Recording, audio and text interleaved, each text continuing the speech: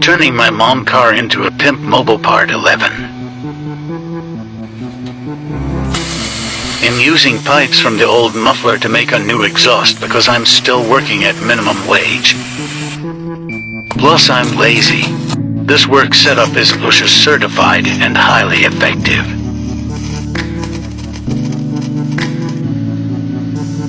This is my first time, so I am just playing guessing games and hoping for the best.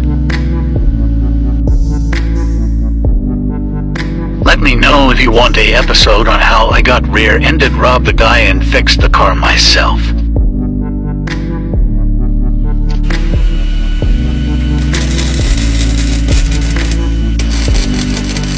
It's not clamped up yet, but this is the sound reveal.